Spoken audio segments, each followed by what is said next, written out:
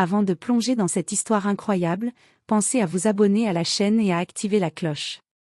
Ici, chaque récit a quelque chose à dire, et vous ne voudrez pas en manquer un seul. La pluie tombait en rideaux serrés sur Washington DC, rendant les lampadaires flous et les rues désertes presque irréelles. L'horloge de la tour municipale sonnait minuit lorsque les policiers reçurent l'alerte. Un individu suspect errait à proximité d'un bâtiment gouvernemental hautement sécurisé. Les agents étaient sur le qui-vive. L'homme en question avançait lentement, le visage dissimulé sous une capuche sombre, ses yeux étincelant de lucidité malgré l'obscurité. Quand les policiers tentèrent de l'interpeller, il ne montra ni panique ni agressivité. Il resta immobile, comme calculant chaque mouvement des agents. « Monsieur, vous devez nous suivre au poste », dit l'agent Harris, essayant de garder une voix ferme mais calme. L'homme ne répondit pas. Pas un mot, pas un geste de résistance. Juste un regard intense qui semblait sonder l'âme de chaque policier présent. Aucun badge, aucun papier, aucun téléphone. Comme s'il n'existait pas. L'agent Harris échangea un regard inquiet avec sa coéquipière, l'agent Lopez. « Vous sentez ça » murmura-t-elle. Harris hocha la tête, un frisson lui parcourant l'échine.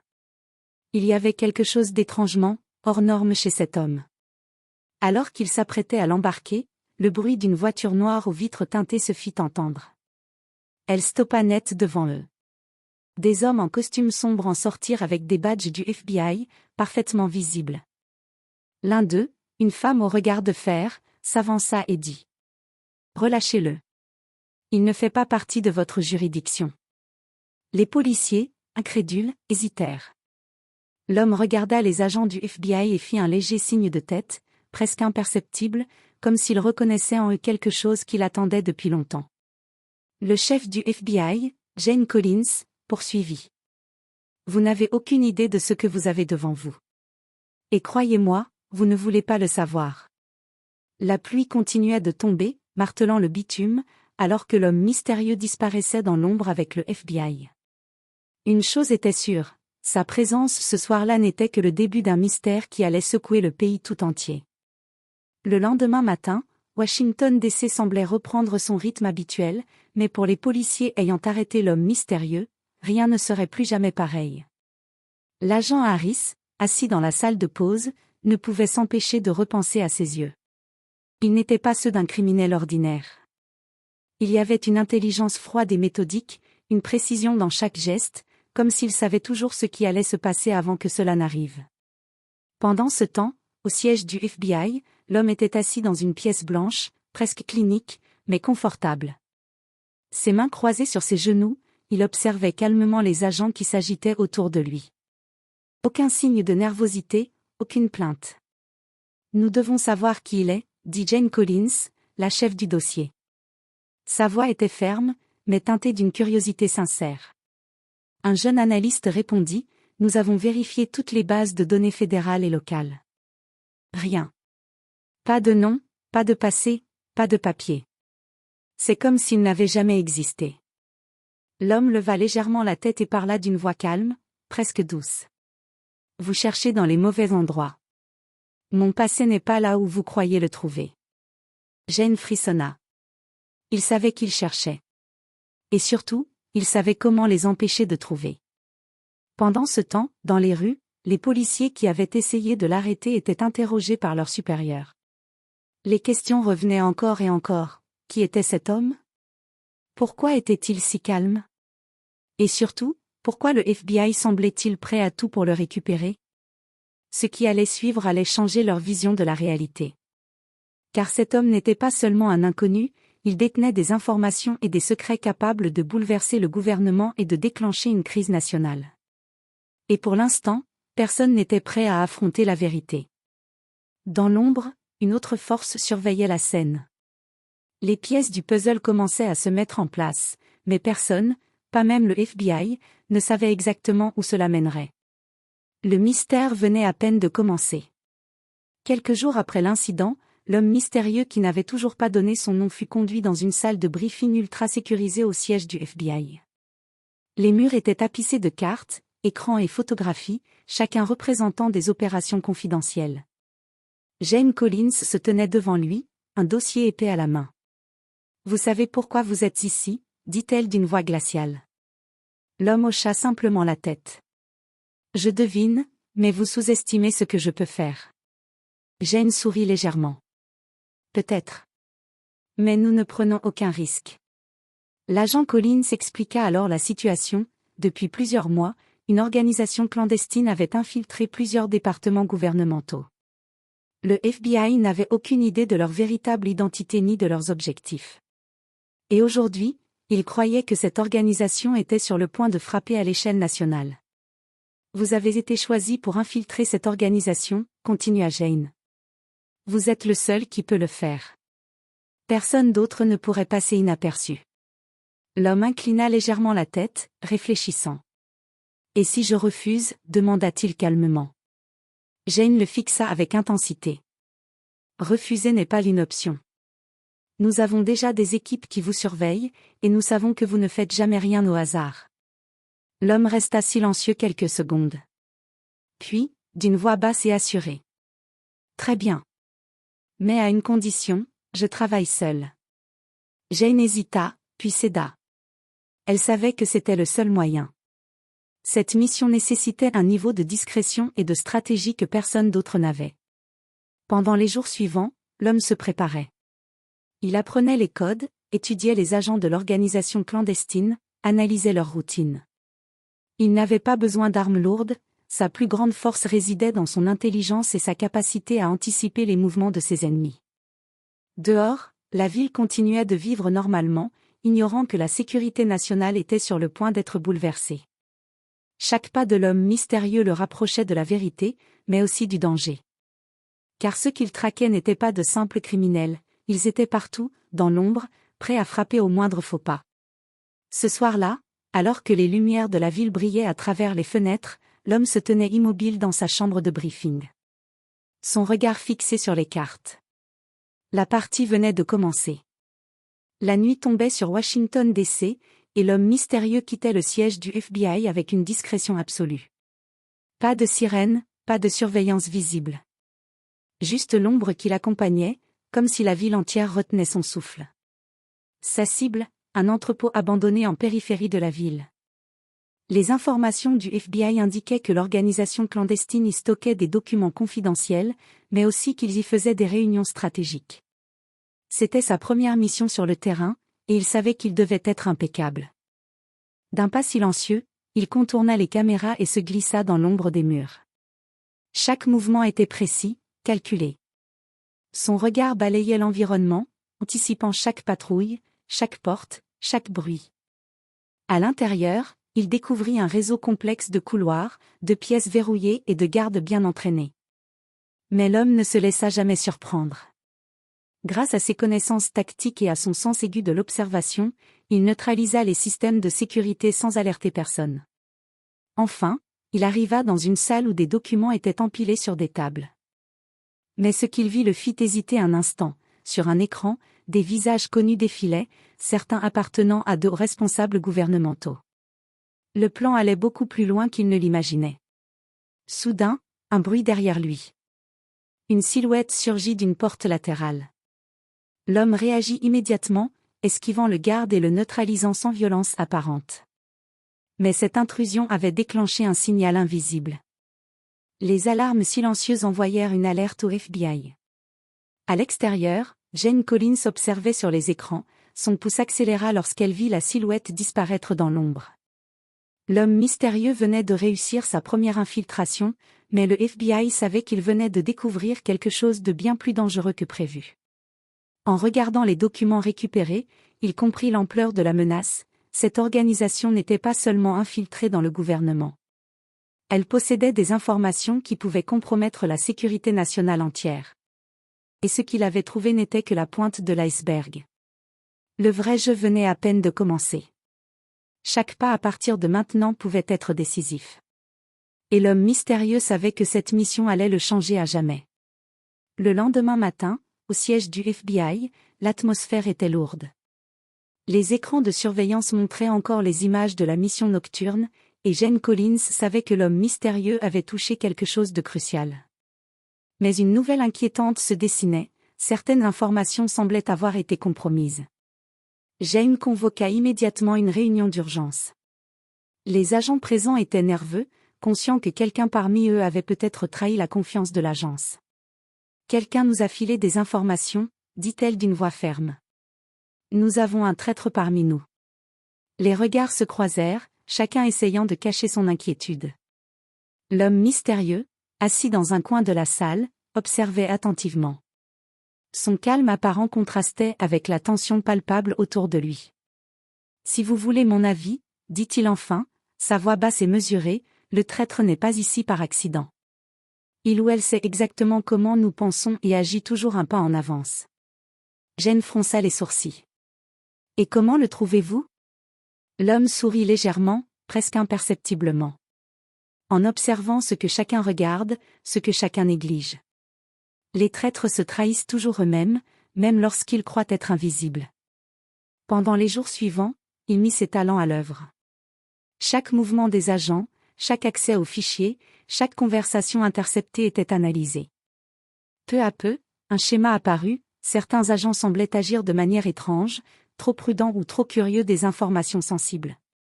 Un soir, alors qu'il fouillait discrètement les fichiers internes, il découvrit un message codé destiné à l'organisation clandestine. La signature, celle d'un agent de terrain de confiance, quelqu'un qui avait été impliqué dans plusieurs opérations critiques. La trahison était réelle. Jane fut informée immédiatement. Elle pâlit en voyant le nom sur le rapport, l'agent Thomas Reed, un vétéran du FBI avec 20 ans de service impeccable. « Impossible !» murmura-t-elle. Mais les preuves étaient là. L'homme mystérieux se leva calmement et dit, « Il ne sert à rien de le confronter maintenant. Nous devons l'attraper sur le fait. » Cette révélation changeait tout. Non seulement l'organisation clandestine possédait des informations sensibles, mais en plus, elle avait un allié à l'intérieur même du FBI. La mission venait de prendre une dimension beaucoup plus dangereuse. Et l'homme mystérieux savait que, pour survivre et protéger le pays, il devrait agir plus vite et plus intelligemment que jamais. L'homme mystérieux savait que la moindre erreur pouvait coûter la vie à des innocents et compromettre la sécurité nationale. Après avoir identifié Thomas Reed comme le traître, il élabora un plan complexe pour le piéger. Tout devait être parfait, chaque mouvement, chaque échange, chaque détail devait être anticipé. Dans une salle sécurisée du FBI, il briefa Jane Collins sur son plan. « Nous allons lui faire croire que nous avons découvert un fichier crucial sur l'organisation. Il ne pourra pas résister à la tentation de s'en emparer. Et c'est à ce moment-là que nous le prendrons. » Jane hocha la tête, consciente du risque. « S'il soupçonne quelque chose. » « Alors il échouera, » répondit l'homme mystérieux avec un calme absolu. « La peur ne le sauvera pas. » Le soir venu, l'homme plaça un faux fichier sur un serveur spécialement configuré pour être surveillé. Chaque accès serait enregistré, chaque mouvement de Reed suivi en temps réel. Puis, il attendit. Quelques heures plus tard, Thomas Reed fit son entrée dans le bureau sous prétexte d'une vérification de routine. Il s'arrêta devant le terminal où se trouvait le fichier, l'analysa avec attention et, finalement, tenta de le copier sur une clé USB. À cet instant précis, l'alarme silencieuse se déclencha. Des agents du FBI, dirigés par Jane, encerclèrent le bureau. Reed, surpris, tenta de fuir, mais l'homme mystérieux l'arrêta avant qu'il n'atteigne la sortie. Le regard glacial de Reed rencontra celui de l'homme. « Vous auriez dû rester fidèle, » dit-il simplement. Sous la pression des preuves et de l'attention totale de l'homme mystérieux, Reed finit par avouer. Il révélait des informations sur l'organisation clandestine, leurs méthodes, leurs contacts, et surtout un projet à grande échelle qui pourrait provoquer une crise nationale majeure. Mais alors que le FBI pensait avoir neutralisé la menace interne, l'homme mystérieux sentit que quelque chose clochait. Les informations fournies par Reed étaient exactes, mais incomplètes.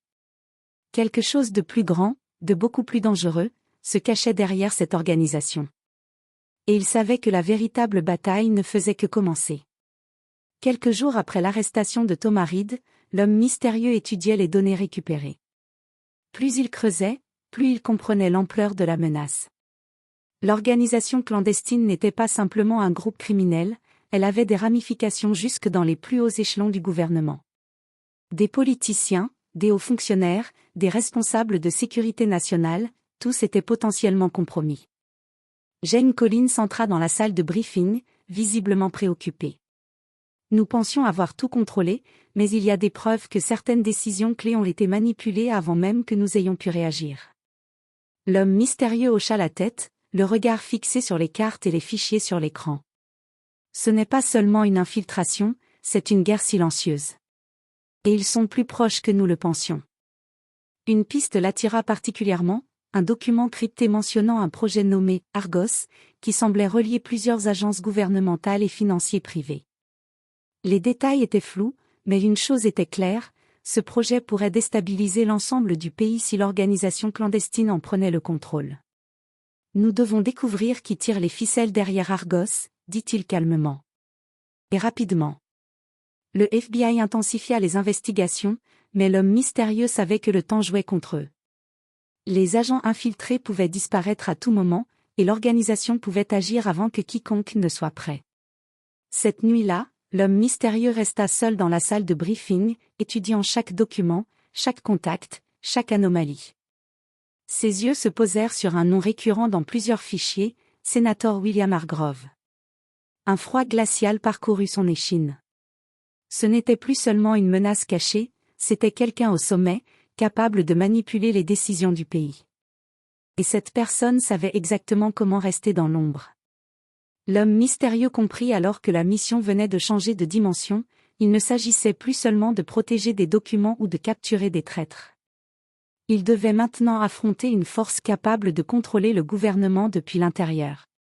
Le véritable jeu venait à peine de commencer, et cette fois, les enjeux étaient plus grands que jamais. Les jours suivants, l'homme mystérieux se prépara pour une mission plus dangereuse que toutes les précédentes, infiltrer le cercle proche de sénateur William Hargrove. Ce n'était plus une simple enquête, il devait entrer dans l'antre du pouvoir, là où chaque sourire pouvait cacher une trahison et chaque poignée de main un complot. Grâce à ses compétences uniques et à son intelligence tactique, il réussit à se faire passer pour un consultant extérieur spécialisé en sécurité nationale et finances gouvernementales.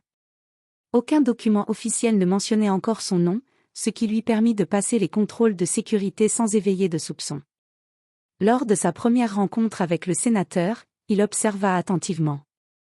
Hargrove semblait charmant, poli et affable, mais ses yeux trahissaient une froideur calculatrice. L'homme mystérieux sentit immédiatement que ce personnage n'agissait jamais sans raison, et que chaque mot, chaque geste, avait été pensé pour manipuler ses interlocuteurs. Pendant plusieurs jours, il s'infiltra dans les réunions et événements privés, prenant note de chaque conversation, analysant les alliances et rivalités. Ce qu'il découvrit était terrifiant. Plusieurs hauts responsables gouvernementaux travaillaient de concert avec l'organisation clandestine, échangeant informations et ressources pour faire avancer le projet Argos. Mais au cœur de ce réseau de pouvoir, l'homme mystérieux trouva également une alliée inattendue, Clara Bennett, assistante personnelle du sénateur. Elle n'était pas corrompue, mais elle connaissait des secrets cruciaux que même le FBI ignorait. Après une brève confrontation où il démontra sa sincérité et ses intentions, Clara accepta de l'aider. Grâce à ces informations, il put reconstituer une partie de la structure de l'organisation et identifier plusieurs membres clés opérant sous couverture. Mais il savait que le plus dangereux restait à venir, Hargrove lui-même, capable de manipuler des vies et des carrières avec une précision glaciale. La tension monta d'un cran lorsqu'il découvrit que certaines réunions clandestines allaient avoir lieu dans moins de 48 heures. Il devait agir rapidement pour obtenir les preuves nécessaires afin de stopper Argos avant qu'il ne soit trop tard. Alors qu'il quittait l'immeuble du sénateur cette nuit-là, il leva les yeux vers les lumières scintillantes de la ville. Chaque pas dans ce monde de pouvoir et de manipulation rapprochait l'homme mystérieux de la vérité, mais aussi du danger ultime. La nuit était tombée sur Washington DC, mais dans un hôtel discret au centre-ville, une réunion cruciale se préparait. L'homme mystérieux, déguisé en consultant de confiance, se glissa silencieusement dans la salle privée où les membres clés de l'organisation clandestine et quelques complices politiques étaient déjà réunis. Autour de la table, les visages étaient fermés, concentrés. Chacun connaissait son rôle et savait que la moindre erreur pouvait être fatale. L'homme mystérieux observa attentivement. Parmi eux, il reconnut plusieurs noms qu'il avait vus dans les documents de Thomas Reed. Mais un détail le frappa, sénateur William Hargrove dominait la pièce d'un simple regard, orchestrant chaque discussion comme un chef d'orchestre. Le sujet de la réunion, projet Argos. Les détails étaient précis, méthodiques et terrifiants. L'organisation planifiait d'utiliser des informations sensibles pour manipuler le marché financier et influencer des décisions politiques clés, provoquant un chaos économique et une instabilité gouvernementale à grande échelle. L'homme mystérieux se glissa dans l'ombre, prenant note de chaque nom, chaque plan, chaque lien entre les participants. C'est à ce moment qu'il réalisa l'ampleur du danger. Argos n'était pas seulement une menace politique ou financière, c'était un projet capable de bouleverser la vie de millions de citoyens. Soudain, un léger bruit attira son attention. Un agent double, qui pensait passer inaperçu, entra dans la pièce. L'homme mystérieux échangea un bref regard avec Clara Bennett, qui était à l'extérieur, en position de soutien. Un signal discret, et Clara activa un dispositif de surveillance supplémentaire, permettant de capter chaque mot échangé.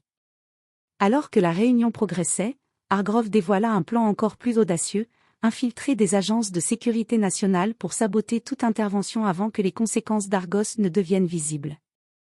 L'homme mystérieux comprit qu'il devait agir vite, s'il n'empêchait pas cette opération, la crise serait irréversible. À la fin de la réunion, les participants se dispersèrent, sans soupçonner la présence d'un espion dans leur cercle. L'homme mystérieux sortit lui aussi, emportant avec lui des preuves cruciales qui pourraient tout changer.